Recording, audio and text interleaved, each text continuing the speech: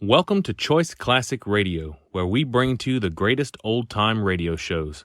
Like us on Facebook, subscribe to us on YouTube, and thank you for donating at choiceclassicradio.com.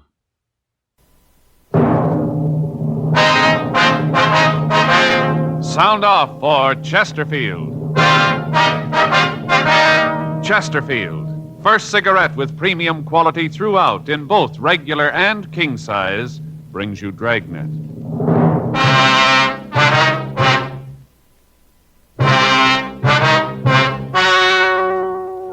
Ladies and gentlemen, the story you are about to hear is true. The names have been changed to protect the innocent.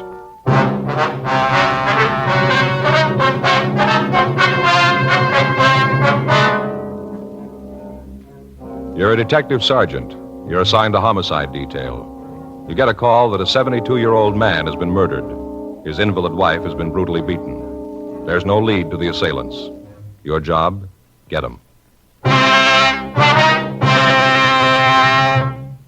When you're asked to try a cigarette, you want to know, and you ought to know, what that cigarette is meant to people who smoke it and who smoke it all the time.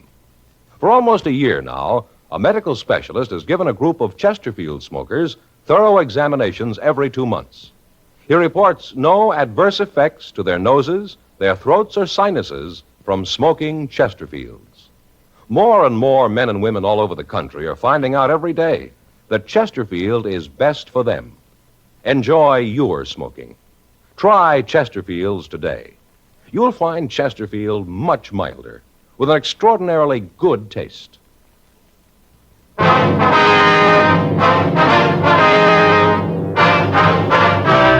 Dragnet, the documented drama of an actual crime. For the next 30 minutes, in cooperation with the Los Angeles Police Department, you will travel step by step on the side of the law through an actual case transcribed from official police files. From beginning to end, from crime to punishment, Dragnet is the story of your police force in action.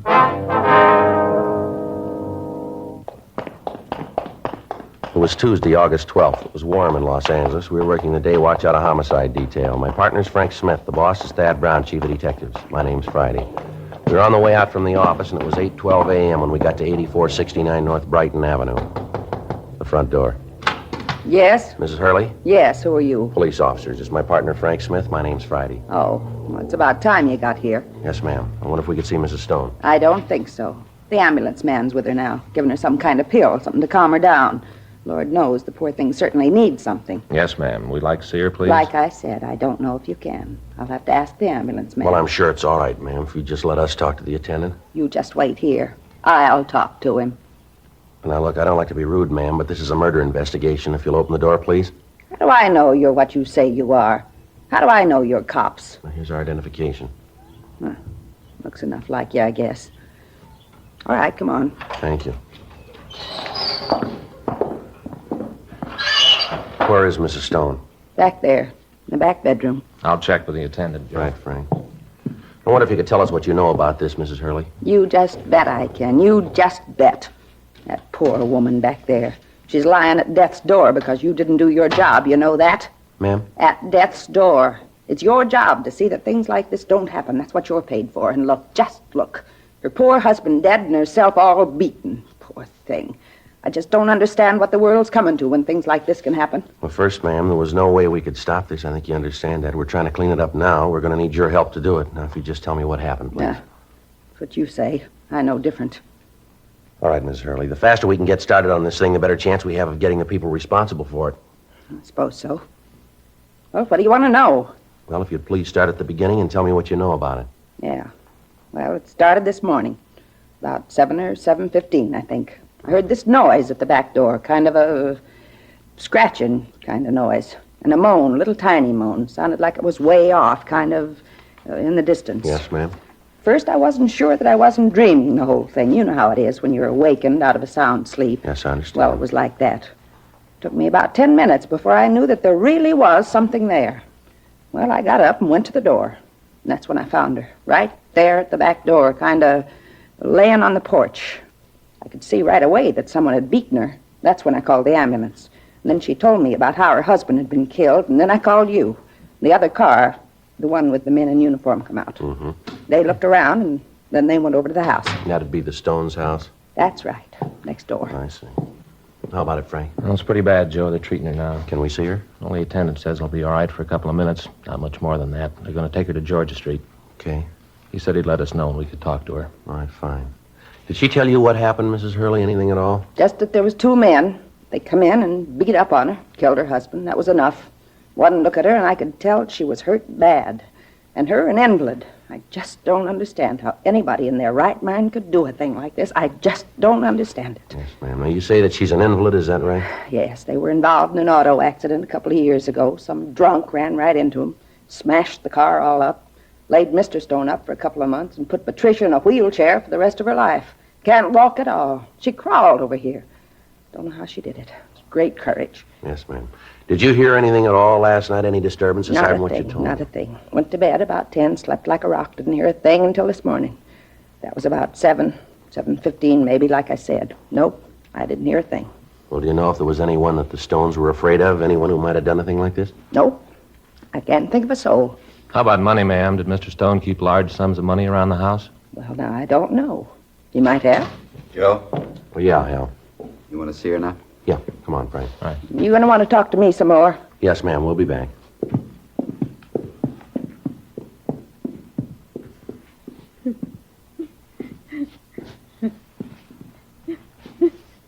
Mrs. Stone? Mrs. Stone? Yes? Who is it? Police officers, ma'am.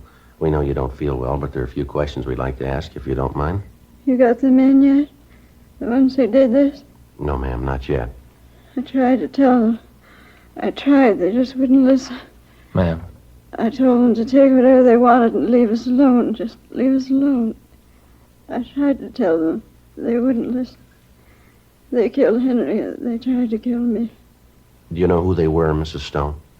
What? I say, do you know who they were? The men who did this, do you know who they were? Had you ever seen them before? No, I don't think so. It was dark. Then I heard them argue with Henry. I tried to get up. I tried to help him, but I couldn't. I screamed, but they didn't pay attention. Then they killed her. Ma'am, can you describe them for us? Tell us how tall they were, how they were dressed, maybe? They didn't know that I was there. Then they came into my room and they said they'd kill the other one, so they might as well kill me, too. I tried to tell them to go away, but they wouldn't listen. They just hit me and hit me and hit me. There wasn't anything I could do. Did they drive a car, ma'am? Is there anything you can tell us that might help us in identifying them? Did one of them use a name, maybe? They locked me in the closet. They put that pillow over my head. I don't know why. I told them they could take what they wanted. Take it if they just leave us alone, but they didn't. They killed Henry. They tried to kill me. All right, Mrs. Stone, everything's going to be all right here. Don't worry now. Just try and get some rest. Doesn't matter much now. Isn't anything that matters anymore. Nothing now that they killed Henry. All right, ma'am. Please try not to get upset. Joe? Yeah. Better get her downtown. Well, how's it look for her, Hal? What are her chances? Depends. Yeah. How hard she wants to try.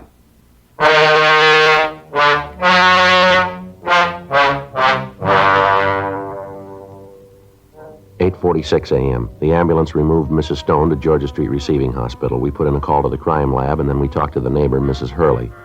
She could add little to what she'd already told us. She said that she'd heard no loud noises during the night and that she'd seen no one in the neighborhood acting suspicious. She told us, however, that Mr. Stone was known to have kept large sums of money in the house. She went on to say that he made no attempt to hide his distrust of banks and that he had often said that all of his money was on the premises. 9:02 a.m. Frank and I went next door to the Stone home. The crime lab and latent fingerprint crews had arrived and were going over the place for physical evidence. We talked to Ray Pinker of the crime lab. This is how they got in. Yeah, tore the screen, huh? Must have done it with their hands. Couldn't find any tool marks. You figured the door was open then, huh, Ray? Yeah, it looks that way. One of those old-fashioned locks, no indication that they forced it. Mm-hmm. Did you find anything else? Take a look back here in the closet. Well, they sure tore the place up, didn't they? Yeah, went through everything. Even took the pictures off the walls. Yeah. Ripped up the bedding. There's in a drawer they didn't go through. Any prints at all? Bergman's checking it. Haven't found anything yet that I know of. Pretty bad. Here. Look at the mattress on the husband's bed. Tore it all up. Stuffing scattered around the room. Looks like a tornado went through the place. The closet's back here. This was Mrs. Stone's room. You can see where they dragged her. Yeah. Must have hit her the first time about here, and then they dragged her over to this closet, dropped her in here. You can see where she stacked those suitcases up there to pull herself out the window. I don't know how she did it. Bad off as she was. Looks like robbery was the motive then, huh, Ray? Can't agree with that, Joe. Why? Come on back to Stone's room. We found the murder weapon. Checked around. It looks like they picked him up in the backyard. Here, take a look. Couple of wooden clubs. Looks like they came from a walnut tree just outside the back door. Kind of blows the robbery angle. Yeah. They were ready to kill the Stones when they came in.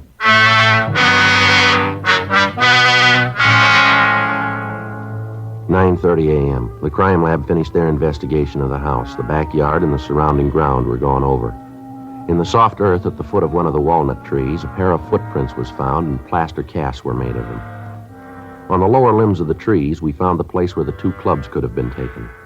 The rest of the yard and the immediate vicinity were combed, but we found nothing. 12:15 p.m. Frank put in a call to Georgia Street Receiving Hospital. They told him that Mrs. Stone had been given emergency treatment and then had been removed to the county hospital. Her condition was listed as critical. They said that it would be some time before we'd be able to talk to her. 1:30 p.m. We began to canvass the neighborhood. From the people in the surrounding houses, we found that Mr. Stone had retired from the wholesale grocery business about 10 years ago. He devoted himself to the cultivation of prize roses and the care of Mrs. Stone. The neighbors told us that the Stones were quiet and that they seldom entertained. 3:15 p.m. We went back to talk to Mrs. Hurley. I knew you'd be back. Ma'am? I knew you'd come back to talk to me again. Could have told you a lot, but I thought I'd just let you try and find out for yourself. Didn't do too well, did you? Did you? I don't think I understand, Miss Hurley. Simple. Anything you want to know about this neighborhood, you come to the source. That's me. Anybody knows what's going on here, I do. Yeah, well, if you had information that you thought we should have had, why didn't you tell us before, ma'am? I didn't want to. Ma'am? I said I didn't want to. I still say that you were responsible for this whole thing, done your job, and it wouldn't have happened. Oh, I still haven't forgot. Oh, no, sir. Now, look, Miss Hurley, this is a murder investigation. I've told you that before. A man has been killed, a woman's been badly beaten. We're going to need all the cooperation from you that we can get. I'm ready now. What? I'll cooperate. I'll tell you what you want to know. All right, Miss Hurley. First, do you have any idea who might have done this? You just bet I have. Who, ma'am? Their boy. Only one that's mean enough to do it. Only one. Their boy? Sure. Herman Jr. He's the one. You just bet. Why do you say that? Because I know, that's why. Mean kid. Always had trouble with him. Because the only trouble ever was between Patricia and me. Troublemaker. That's what he was. Pure and simple, a troublemaker. How old is this boy, Miss Hurley? 36, a real monster. You know where the boy is now? No, and I'm not interested. Happiest day of my life when he moved out of the house. Oh, he and I used to get in some arguments. Little brat. Stand there and think he was so big. Finally, Mr. Stone saw it. Told him to get out. Moved right out of the house, bag and parcel, right out. You mean that Mr. Stone and the boy had arguments? See? That's what I mean. No wonder people don't cooperate with you. I beg your pardon? I say something, then you ask me if I mean it. Of course I mean it. I wouldn't say it otherwise. Like people who ask, what time is it? You tell them, and then they ask if you're sure. If they don't want to believe you, why do they ask you in the first place? Yes, ma'am. Were you there at the time, ma'am? No, I wasn't. It was a warm night. Just a couple of months ago, all the windows was open, and I just couldn't help seeing into their house. You know, houses being so close together, you can understand it. Yes, ma'am, we can understand. I don't like the way you said that, young man. Well, I didn't mean anything by it, Mrs. Hurley. Well, I suppose not. But I don't want you to get the idea that I'm the nosy type. Oh, no, ma'am, not at all. Well, anyway, Mr. Stone told Herman to get his things and get out. Right out. That night. Uh-huh. Well, did the boy leave that night? ma'am? Oh, yes. Went right into his room and packed. Said he'd never come back, that he didn't want anything more to do with the old man. Mm-hmm. Then his father said that was the way he wanted it. He was going to cut him out of his will. Well, you can just believe that's when the trouble really started. Well, now, where was Mrs. Stone all this time? Well, she was in her room, but she come out, wheeled herself right out, told them to stop this foolishness. She always was kind of pampering the boy. I think myself that's what caused him to be like he was. You know, tied to his mother's apron strings all the time. Yes, ma'am. That's when Herman said that about doing something. Said that the old man was senile. Said that he was crazy and that the money was his and he was going to see that he got it. Mm-hmm. Said he meant to have it if he had to kill somebody. 4:10 p.m. We got the full name and description of the Stone boy from Mrs. Hurley. We went back to the office and ran the name through R&I. We found a Herman Stone Jr. with a record listing 3 arrests on charges of 4127A LAMC. We checked out his last known address, a hotel on South Hill, and found that he'd moved several weeks before. The manager gave us a forwarding address, and at 6:10 p.m., Frank and I drove out to see him. It was a large apartment hotel on Wilshire Boulevard. We talked to the desk clerk. Sure, I know Herman. Nice guy. Once in a while he gets a little loud, but most of the time he's a real nice guy. Is he here now? I don't think so. Let me look. Key's here. I think I saw him go out about an hour ago. He wasn't feeling too well. Bad hangover. Any idea where he might be? No, like I said, I didn't talk to him. Just saw him go out. You know what he does for a living? Herman? Yes, sir. I don't think he does nothing. Plays the horses a little bit. Picks up a buck that way. Good player. Sure knows the dogs. Given me a couple of tips. Didn't do any good. He sure does all right. Made a real killing yesterday. Must have hit it for about $4,000 or $5,000. That right? Yeah. Showed me the money this morning. Real big roll. At least $4 or $5 grand. Tips he gave me never did that good. You got any idea where he was last night? So what's this all about anyway? Herm done something? Well, it'd be better if we talked to him. Oh, yeah. Well, yeah, I guess you guys know what you're doing, huh? Well, yes, sir. He asked me if I knew what he was doing last night. Uh-huh. I sure do. He really tied one on. Of course, with his luck, I don't wonder. Really tied one on. Sir? Loaded. He got in here. He had a bottle. So you won't say anything about this to the management, will you? No, sir, we won't. Couldn't have that happen. They don't approve of drinking while I'm on duty. You understand. Kind of stuffy, but that's the way they look at it. Uh-huh. Like I said, old Herm rolls in here, and he's got this bottle. Asked me to have one with him. Well, I don't like to get him sore, so I do. And we have a couple of more. Old Herm, that boy can really put it away. Yes, sir. What time was that? Well, let's see. I guess about 7, maybe 7:15. Mm-hmm. Did he go out after that? Sure didn't. Killed the bottle, and then he passed right out, cold. Slept there on that couch. Uh-huh. No, sir, old Herm didn't go anyplace.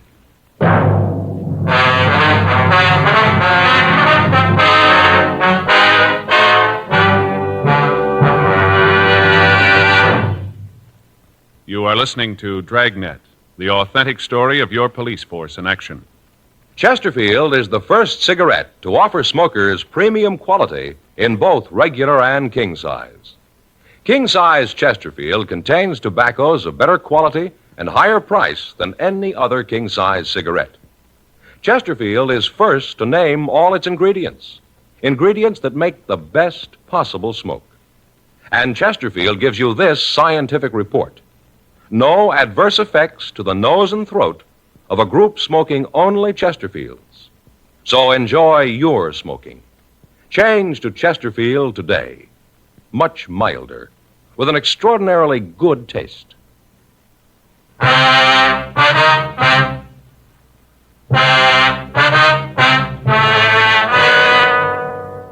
8:12 p.m. Herman Stone returned to the hotel. Frank and I talked to him for about an hour. He appeared quite shaken when we told him of his father's death. We questioned him about the money that he'd suddenly come up with. He explained that he'd won it at the races. He gave us the name of the man who accompanied him to the track. Frank and I checked with him and found that Stone's story was true. We checked his shoe size and found that it was not the same as the print found at the scene of the murder. 10:46 p.m. We called the office and they told us that we'd gotten a message from the county hospital. Mrs. Stone was able to talk. She wasn't completely out of danger, but barring a relapse, she was expected to recover. Frank and I drove out to the hospital and talked to her. I wish I could help you more than I have, but there just isn't anything else. Well, could you give us any idea of about how tall they were? That'd be pretty hard to do, Mr. Friday. I was lying down when they came into my room. I could only guess, but I'd say maybe as tall as you. I don't think much taller. I see. Now, how about their build, ma'am? Was it heavy or slight? I can't be sure. I guess if I must say one or the other, I'd have to say they're about medium. One was very strong, though. Ma'am? The one that carried me to the closet. He was strong. Just lifted me out of bed and carried me over to the closet and threw me on the floor. Did your husband have any large amounts of money in the house? Yes. Yes, he did. Herman never believed in banks, not since the crash. He always said that he could take care of the money as well as they could. Yes, ma'am. He had all of his savings in the house, kept them in the mattress on his bed. Do you know about how much that might be, Mrs. Stone? I'd only be guessing, but I'd say maybe $12,000 or $13,000. Herman didn't discuss finances with me. He always thought it was a man's business, that I shouldn't have to worry about it. I tried to tell him, tried all the time, What's that, ma'am? that he should put the money in a bank. He used to talk about it, too. I know that didn't help any. Well, who'd he talk to, Mrs. Stone? People in the neighborhood. He used to tell them that he didn't get the interest, but that he always knew just where his money was. Used to ask them if they could say the same. Mm-hmm. Can you think of anybody in the neighborhood who might do a thing like this? Oh, no. We've lived there for a long time. No, none of them would even think about it. I see. Did you or your husband have any enemies? Anyone that you had any arguments with, maybe? No, there wasn't anyone. Mr. Friday, Yes, ma'am? does my son know about this? Does he know that his father is... Does he know about it? Yes, ma'am, he does. He's outside in the hall right now. He said he'd like to see you. Poor boy. Never did get along with his father. I tried to make them understand each other. I tried so hard. Didn't seem to do any good. Mm-hmm. Well, if there's nothing else that you can tell us, ma'am. There's one thing. I hate to mention it. It seems so silly. What's that, Mrs. Stone? Well, when they were arguing with Herman in the next room, they got very loud. I thought that I recognized one of the voices, and I can't be sure, but at the time I thought it. Yes, ma'am. Then when they came into my room, I was pretty sure. But I could be wrong, and I wouldn't want to cause anybody any trouble. I wouldn't want to make a mistake. Well, who do you think it might have been? Whose voice do you think it was? It sounded like Smokey's. Who? Smokey. He used to do some work around the yard for Herman. That was a year or so ago. I haven't seen him since then. Well, do you know where we can get in touch with him, ma'am? No, I don't. As I said, I haven't seen him in over a year. What's his full name, Mrs. Stone? I don't know. That's why I thought it might be a little silly. I don't even know his right name. He just told us his name was Smokey. The young man always had a cigarette in his mouth. Chain smoker, I think you'd call it. Uh-huh. Herman used to kid him about it, smoking all the time. I don't think Smokey liked it. He was a pretty serious young man. Used to get a little angry at Herman. I see. Can you give us a description of the man? Oh, yes. Nice-looking boy. I hope I haven't made a mistake. I hope I haven't done the wrong thing. Well, don't you worry about it, Miss Stone. What? That's his worry now.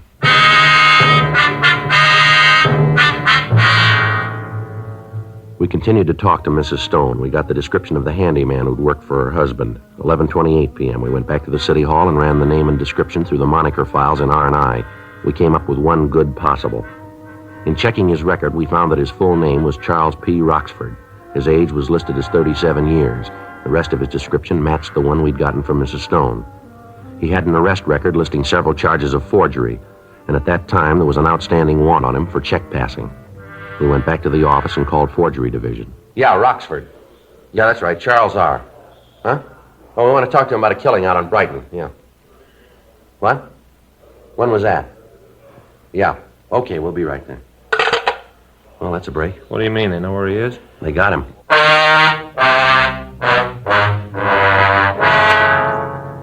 Charles Roxford had been picked up a few minutes before by officers in Forgery Division while he was trying to pass a bad check. Frank and I went down the hall and took the prisoner to the interrogation room. We talked to him for 2 hours. During that time, he'd admit nothing except his name and that he'd been trying to pass a phony check. You're off your rocker, and you know it. You got me for one thing, hanging paper. That's it, and you can't make anything more out of it. How about this money we found on you? Yeah, how about it? Where'd it come from? I won it. Where? In a crap game. Where was the game? I forgot. It was a floating game. Moved around a lot. You worked for the Stone family a year or so ago? I don't know. I might have. I worked for a lot of people. You worked for him? I might have, like I said. They seem to think you did. All right, so I did. What's that mean? You ever have any arguments with Stone? No, got along good. Never had no trouble. His wife thinks different. Oh, that's so? That's right. And she's off a rocket, too. Now, look, maybe you guys got all night, but I You haven't. aren't going anyplace. Well, how about booking me in? Let's talk in the morning, then, huh? All right, fine, Roxford. As soon as you answer a few more questions I for us. told you all I know. Maybe you forgot something. Let's go over it again. What do you say? All right. Where do you want to start? Well, can you tell us what you've been doing the last few days? Any day in particular, or do you want to run down minute by minute? You just tell us what you've been doing, will you? Let's see. This is Tuesday, isn't it? Yeah, it's Tuesday. All right, let's start with Monday. That all right with you? Come on, get on with it. Well, I got up yesterday morning about, I think it was 11:30, lit a cigarette, got dressed, went downstairs and had some breakfast. Interesting? Go ahead. Oh, I can spice it up for you, if you want. It's kind of dull when you tell it straight. You just tell a story, Oh, what are you guys trying to prove? What are you trying to tell? What'd you do last night? I had dinner and went to a show. Where'd you eat dinner? Place down on the spring. Did you eat alone? Yeah. What'd you do then? Like I said, I went to a show. Who went with you? Nobody. I didn't say anybody went with me. Oh, I must have thought you said that. Yeah. I went alone. All right, where'd you go after that? I walked around, had a couple of drinks. Where? A bar down on 5th. What time was that? About 12:30 or so. Anybody with you? No. You know the bartender? No, I never went in the place before. Then you got no way of proving you were there. No, do I have to? It'd help. Well, why? I'm a big boy now. I don't have to explain anything to you guys. Now get off my back, will you? I'm getting sick of playing footsie. Where'd with you go two. after you left that bar? I went home. Where's that? It's a place over on 4th. What time'd you get in? I don't know. Maybe 1:30, 2. Mm-hmm. Desk clerk see you come in? No, he's asleep. How long ago did you say you worked for the Stones? I didn't. You said I worked for him a year Is ago. that right? I guess so. I forgot. What's this bit about the Stones? You got any way of proving where you were last night? Like I said, I don't have to. That's the way you look at it, mister. You're in trouble if you can't come up with an alibi we can't break. That right? Yeah. Why? Because Mrs. Stone got a good look at you. She couldn't have. The lights were out. Yeah, no, that's clever, Roxford. You want to tell us about it now? Come on, Roxford. All right, I should have known. I should have known. I never should have done it, but I didn't have any choice. You can't figure that, can you? What do you mean? Well, I owed this money. The guys were getting tired of waiting. They said I had to come up with it. I didn't have any choice. That right? Sure. Well, you can see it, can't you? I had to come up with the money. I tried to win it back. The more I played, the more I owed him. There just wasn't any other way. I knew old man Stone had it, wasn't doing him any good, and I needed it, and I knew where he kept the money. Who was with you? Jackie Forbes. You know where we can find him? Yeah, I'll tell you. All right, you want to get the stenographer, Frank? Yeah. I should have known. Should have known, but there just wasn't any choice. There wasn't any other way. Well, why'd you kill him? He knew who I was. There's no choice. I had to. Is that right? Well, sure, you can see that yourself, can't you? I couldn't find any other You way. didn't look very hard, did you?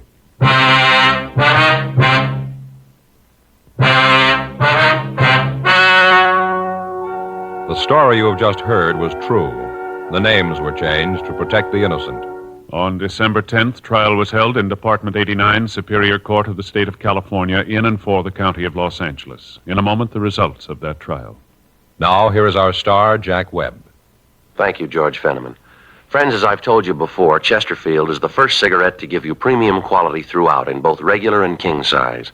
And Chesterfield is the cigarette that gives you this scientific report. No adverse effects to the nose and throat of a group smoking only Chesterfields. Now, as a 2-pack-a-day Chesterfield smoker, I know it's the cigarette that's best for me. They really are much milder, and I'm sure when you try them, regular or king size, you'll agree Chesterfield is best for you.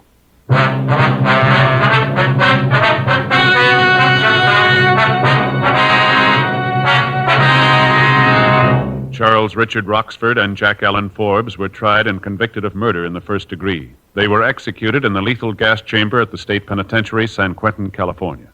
You have just heard Dragnet, a series of authentic cases from official files. Technical advice comes from the Office of Chief of Police W.H. Parker, Los Angeles Police Department. Technical advisors, Captain Jack Donahoe, Sergeant Marty Wynn, Sergeant Vance Brasher. Heard tonight were Ben Alexander, Virginia Gregg, Stacey Harris. Script by John Robinson. Music by Walter Schumann. Hal Gibney speaking. For a million laughs, tune in Chesterfield's Martin and Lewis show Tuesday on this same NBC station. And sound off for Chesterfields. Either regular or king size, you'll find premium quality Chesterfields much milder. Chesterfield is best for you. Chesterfield has brought you Dragnet, transcribed from Los Angeles. With Barry Craig, confidential investigator on NBC.